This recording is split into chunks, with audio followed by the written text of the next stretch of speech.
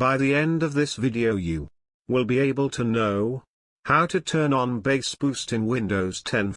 Keep watching the video to learn more. Subscribe to get more videos like this.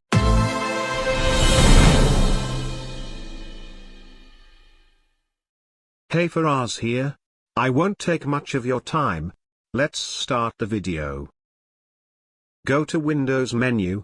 For this purpose click here, or press Windows button plus I. Now click here. This is Windows setting. Click on System icon. Click on Sound section. After that press here. A pop-up will appears here. This is your actual setting page.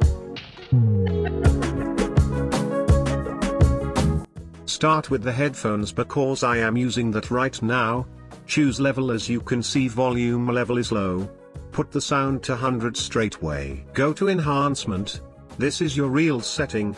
Check the uncheck box with name of bass boost and loudness equalization.